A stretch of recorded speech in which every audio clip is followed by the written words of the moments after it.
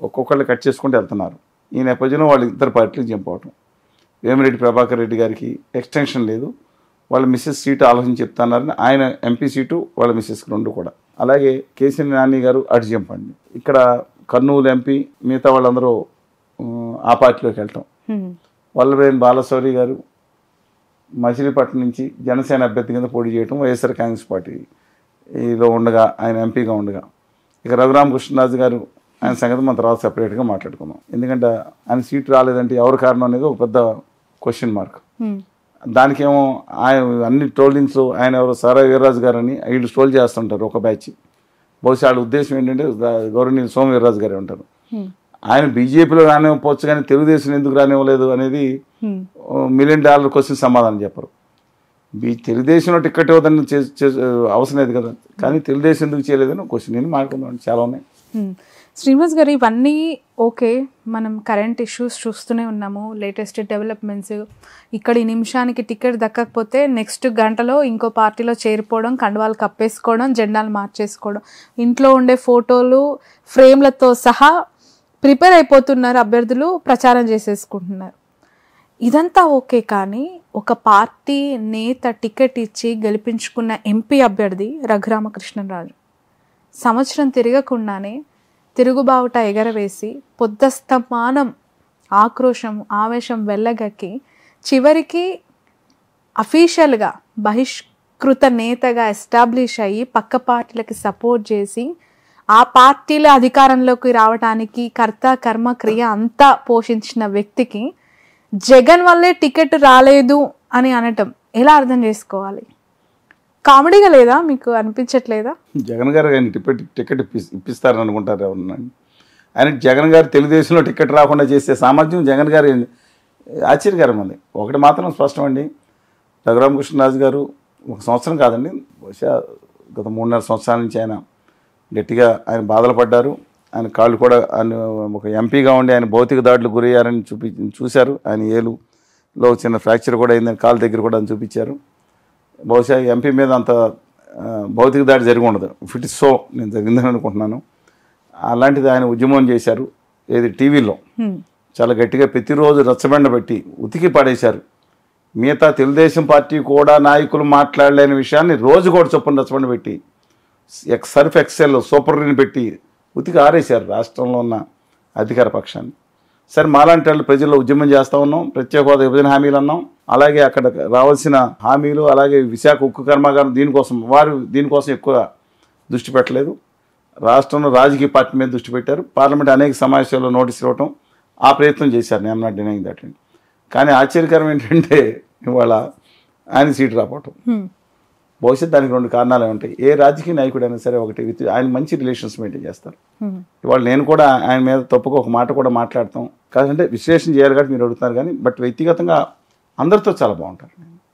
Only Jagan గారు విజయసాయి రెడ్డి గారితో తప్ప ఆ పార్టీ ఎంపీలు కూడా చాలామంది బాగుంటారు ఆయనతో. ఆయన దాంట్లో డౌట్ లేదు. కానీ విచిత్రం ఏంటంటే బహుశా ఆయన విశ్లేషణ చేసుకోవాలి. చాలా కాలం నుంచి ఏ పార్టీ అన్నా అభ్యర్థిని నేనే అని చెప్తా ఉన్నారు. లోకేష్ గారు కూడా పలానా చోట పోటీ చేస్తారని తెలియదు, మా నాన్నగారు లేదా పార్టీ నేను తీసుకుంటుంది అంటారు. అట్లాంటిది ఆయన ఏ పార్టీ అని అభ్యర్థి నేనే అని చెప్పి సభలో ప్రకటించడం కానీ లేదా ఒక టీవీలో చెప్పడం కానీ ఆ పార్టీ అధ్యక్షులు నచ్చి ఉండదు. ఈజ్ హెవీ వెయిట్ అని ఫీల్ అయ్యి ఉంటారు బహుశా, నేను అనుకుంటా ఉన్నాను. అందుకని ఒక కారణం ఏంటి, ఎందుకంటే కళ్యాణ్ బాబు గారు చాలా సన్నిహితుడు ఆయనకి. దీంట్లో పనిలో పని ఇవాళ ఏలూరు పార్లమెంట్ సీట్ అంటే మా ఉమ్మడి పశ్చిమ గోదావరి జిల్లా 2 సీట్లు ఉన్నాయి, ఏలూరు అండ్ నరసాపురం అండి. ఏలూరులో గార్పాటి చౌదరి గారిని ఒక ఆయన తపన్ చౌదరి గారిని చాలా కోట్లు ఖర్చు పెట్టుకుంటే ఆ పార్టీలో తెలుగుదేశం టికెట్ ఇస్తున్నా రాలేదు, ఆయన ఉన్నారు. ఒకవేళ ఆయనకి గనక సీట్ ఇస్తే నరసాపురం సీటు, ఆయన కనుక బీజేపీ ఇస్తే 2 సీట్లు బీజేపీకి ఎవరు జిల్లాలో నరసాపురం సీటు. అందుకని బహుశా అక్కడ సీటు రాకుండా తెలుగుదేశం ఇప్పించేటట్టు ఈయన ప్రయత్నం చేశారని ఒకళ్ళు ఆరోపణ. అంటే ఆయనకి సీటు రావాలని పురంధేశ్వరి గారు ట్రై చేశారని, ఎందుకంటే ఆయన కమిటెడ్గా ఉన్నారు. నేను పార్టీతో ఉంటా, సీటు రాపని దాంట్లో ఉంటా కానీ నేను వేరే పార్టీకి వెళ్ళని చెప్పున్నారంట ఆయన. అందుకని పురంధేశ్వరి గారి మీద కొంతమంది కోపం ఏంటో నాకు అర్థం కాదండి. ఆవిడ ఆ పార్టీ కోసం నిలబడి ఉన్నాను చేశారని ఆయన అన్నారు. సరే అని తెలుగుదేశం పార్టీ అక్కడ సీట్ అనౌన్స్ చేసింది, బీజేపీ ఈయన సీట్ ఇవ్వని అన్నారు. శ్రీనివాసవరం గారు, భూపతిరాజు శ్రీనివాసవరం గారిని ఆ పార్టీకి లాంగ్ స్టాండింగ్గా నిలబడి ఉన్న కార్యకర్త, బీజేపీ కానీ ఆర్ఎస్ఎస్ భావజాలం ఉన్న కానీ వ్యక్తి కానీ ఆయనకి ఇవ్వటం జరిగింది. ఇవాళ బహుశా నాకు ఎప్పటి నుంచో చాలామంది చెప్పేది అంటే రఘురామకృష్ణరాజు గారు అసెంబ్లీకి వెళ్ళి దాన్ని ఏమంటారు రివెంజ్ పాలిటిక్స్ రివెంజ్ తీసుకోవటానికి ఒక హోంమంత్రిగా అయ్యి మళ్ళీ స్టేషన్ బెత్తాలు అన్ని చూపిస్తారు ఎవరికని ఒక వాదన చాలా కాలం నడిచింది. How far it is true I don't know అండి. బట్ అసెంబ్లీకి వెళ్ళి హోంమంత్రి అవ్వాలని కనీసం 6 నెలలను హోంమంత్రిగా చేయాలని ఉందని. ఆఫ్ కోర్స్ అవన్నీ చేయాలంటే ముందు టికెట్ దక్కాలి కదా. ఇప్పుడు అసెంబ్లీకి రావచ్చండి, ఏముంది టికెట్లు ఏముంది, ఇప్పుడు మార్చుకోవచ్చు. ఓకే, అది బీఫార్మ్ ఆకర్షణలో కూడా నామినేషన్ చేసే రోజు కూడా బీఫార్మ్ ఎత్తేవచ్చు. అంటే అక్కడ ఉన్న టీం ని గెలిచే స్థానాన్ని డిస్టర్బ్ చేసినట్టే అవుతుంది కదా చివరి ఖచ్చితంగా. వాళ్ళు చెప్తున్నారండి అక్కడ ఆ నరసాపురం స్థానం అనేది దయచేసి అర్థం చేసుకుని మా పార్లమెంట్ కాన్స్టిట్యున్సీ కాబట్టి అక్కడ బాగా యాక్టివ్గా నేను ఉంటాను కాబట్టి ఇవాళ 89లో ఎన్టీ రామారావు గారికి అప్పటి వరకు ఉన్న 30 సీట్లు ఉంటే ఓడిపోయి 2 సీట్లు దక్కినాయి. అందులో ఒకటి కెంబూరు రామ్మోహన్ రావు గారు ఇప్పుడు తీసేసిన బొబ్బిలి సీటు, 2వ సీటు విజయకుమార్ రావు నరసాపురం. అంటే ఎంత స్ట్రాంగ్ సీటు అర్థం చేసుకోండి. అందువలన ఈ నేపథ్యంలో ఇవాళ అక్కడ తెలుగుదేశం పార్టీ జనసేన ఉమ్మడి అభ్యర్థిగా ఎవరు నిలబడినా 140,000 నుంచి 170,000 మెజార్టీ వస్తుందని అంచనా. ఇంతకుముందు కూడా వచ్చింది. కేవలం రఘురామకృష్ణరాజు గారు నెగ్గింది కేవలం అండర్ 40,000 ఓట్స్, దాదాపు 40,000 ఓట్లు మెజార్టీతోనే నెగ్గారు. నాగబాబు గారికి 2 లక్షల మెజార్టీ పైన వచ్చింది. అందుకని తెలుగుదేశం జనసేన కలిసి ఆ లెక్కలు వేసుకున్నా సరే 150,000 నుంచి ఆ పైన మెజార్టీ రావాలి 2 లక్షల లోపు. ఆ పరిస్థితుల్లో ఆ సీటు ఎవరు పెట్టినా సీటు నెగ్గే సీటు. బహుశా మరి ఎందుకని ఉత్తర భారతీయ జనతా పార్టీ ఎందుకు టికెట్ ఇవ్వలేదో తెలియదండి. జనసేనకి సన్నిహితులు, జనసేన వారి కుటుంబం అక్కడ వచ్చినప్పుడు ఢిల్లీలో వీరు ఆతిథ్యం ఇచ్చారు 1-2 సార్లు అని తెలుస్తూ ఉంది. మరి ఆయన ఎందుకు ఇవ్వలేదో నాకు తెలియదు. తెలుగుదేశం పార్టీ ఎందుకు ఇవ్వలేదో తెలియదు. కనీసం తెలుగుదేశం పార్టీ కోసం ఆయన భుజాన్ని ఎత్తుకుని పనిచేశారండి. బట్ రఘురామకృష్ణరాజు గారికి టికెట్ రావట్లేదనే సంకేతం కానీ రాదు అనే ఆలోచన కానీ ఈ కూటమి చేసి ఉండదా, లేదంటే తెలిసినా కూడా చంద్రబాబు నాయుడు సైలెంట్ గా 10 రోజుల నుంచి వారికి ఉన్న రిలేషన్స్ అమితం. ఆయన జనరల్ గా అజాశత్రుగానే పేరుందండి ఇద్దరు ముగ్గురితో తప్ప. ఎవరితోనే బాగుంటారు. మీరు ఏ పార్టీ చెప్పండి, బీజేపీ, తెలుగుదేశం, జనసేన లేదా వైఎస్ఆర్ కాంగ్రెస్ పార్టీ మిగతా నేతల ఎంపీలు అందరితో బాగుంటారండి. అందువలన ఆయనకి గత 7-8 రోజుల నుంచి ఆ విషయం తెలుస్తూ ఉంది. ఏమో మనకి ఇబ్బంది పెడతారేమో అని తెలుస్తూ ఉంది. పిల్లర్ టు పోస్ట్ ఆయన ప్రయత్నిస్తూనే ఉన్నారు. బట్ ఆయన వాళ్ళ వీడియో రిలీజ్ చేశారు. నేను ఓటమి చెందినట్టు, తాత్కాలిక ఓటమి, డెఫినెట్గా నేను జగన్మోహన్ రెడ్డి గారు మీ సంగతి తెలుస్తానని చెప్పి మళ్ళీ ఇచ్చారు. అదే అసలు చాలా వింతగా ఉంది. ఆయన మాట్లాడిన వీడియోలో టికెట్ పొందాల్సిన పార్టీ లేదంటే సపోర్ట్ చేయాల్సిన ఆయన ప్రస్తుతానికి టికెట్ పొందకపోయినా ఇంతకాలం సపోర్ట్ చేసి రచ్చబండల్లో ప్రొటెక్ట్ చేసుకున్న లీడర్స్ ఎవ్వరూ నోరు మెదపని సమయంలో జగన్మోహన్ రెడ్డి గారు అన్యాయం చేశారు, ఆయన అంత చూస్తాను, ఆయన సంగతి తెలుస్తాను అని చెప్పడం విడ్డూరంగా అనిపిస్తుంది. అంటే వీర్రాజు గారు వల్ల ద్వారా చేశారని అభిప్రాయం నేను బీజేపీకి. కానీ వీర్రాజు గారు చెప్తే బీజేపీ చెప్తే చంద్రబాబు నాయుడు గారు అంటారా? ఇప్పుడు వినే అవకాశం ఉందండి? I don't think so. Chandrababu Naidu గారు మోడీ గారు నీ టికెట్లు ఇచ్చుకుంటే ఆయనకి ఎందుకు అబ్జెక్షన్ అంటారండి? ఆయన కూడా ఆయన ఆ పార్టీని బూతులు తిట్టి లేదా ఇంకోటి పెట్టి ఆ పార్టీని చెప్పులు పెట్టి కొట్టిన వాళ్ళకి టికెట్లు ఇచ్చినా ఆయన అబ్జెక్షన్ చేయలేదు మోడీ గారు. ఓకే, జగన్పై ఆక్రోశం, జగన్పై ఆవేశంతో రగిలిపోయిన రఘురామకృష్ణరాజు గారు ఈరోజు ఆయనకి టికెట్ రాని పిదప ఆయన ఎంతసేపు ప్రేమని చాటుకున్న వ్యక్తి చంద్రబాబు నాయుడు గారు ఇప్పుడు అనివార్యంగా ప్రొటెక్ట్ చేసుకోవాలి కదా రఘురామ గారిని. చంద్రబాబు గారు ప్రొటెక్ట్ చేసుకుంటారు.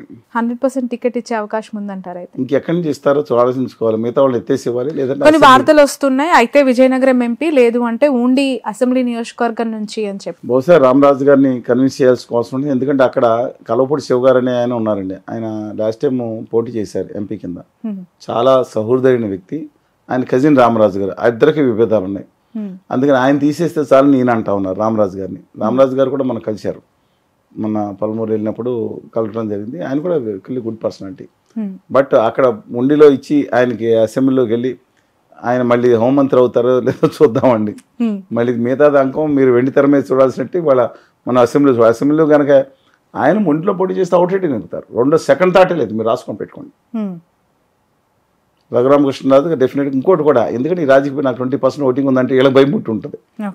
బట్ మా ప్రాంతంలో ఆయనకి ఒక ఇమేజ్ అయితే వచ్చిందండి. అంటే కొంతమంది విమర్శించవచ్చు, ఆయన రాష్ట్రంలో మాకేం చేయట్లేదు, మా ప్రాంతాన్ని ఏం డెవలప్ చేయలేదు, పార్లమెంట్లో ఆయన రాలేదు.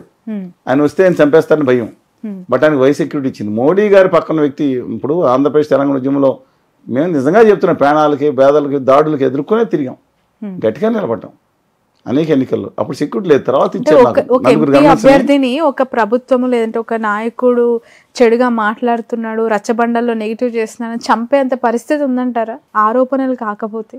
మరి ఆయన్ని ఆ రోజు అడ్రస్ రాత్రిపూట తీసుకెళ్ళి కొట్టి ఆ కాళ్ళని వాచిపోయి నేను చూపించడం జరిగింది కదండి. మరి అది ఒక ఎంపీకి జరిగిన ఇది మామూలు విషయం కాదు కదా.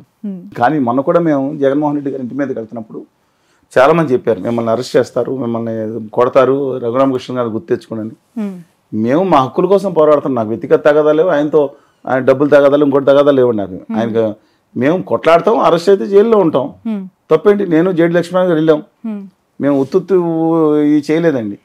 ఏదో అరెస్ట్ చేయటం లేకపోతే వచ్చి ఇంట్లో హౌస్ అరెస్ట్ చేయటం ఎలాగ పెట్టుకున్నాం, ఎలా చేయాలి రెక్కి అన్నారు మన ఎవరు లక్ష్మణ్ గారు, మొత్తం చూసుకున్నాం. వందలాది మంది పోలీసులు పెట్టారు, వేరే దారి మీద దాదాపు ఇంటి దగ్గరికి వెళ్ళిపోయాం. ఇంకా గోడ దాటేసేవాళ్ళం కూడా. మేము వినతి పత్రం ఇస్తాం, ఇవ్వకపోతే చెప్పాం 31 మీరు ఫిబ్రవరి 29 తారీఖు లోపు వాళ్ళ హోదా విభజన హామీల మీద మీరు పోరాడతారా, అఖిల పక్షం పిలుస్తారు, ఢిల్లీ తీసుకెళ్తారు, లేకపోతే 1వ తారీఖు మేము వస్తామని చెప్పాం, ధైర్యంగా చేసాం. Okay, but let us wait and see. ఒక చిన్న లాజికల్ క్వశ్చన్ నిజంగానే ఆలోచింపజేస్తుంది ఇది నేను చూసినప్పుడు.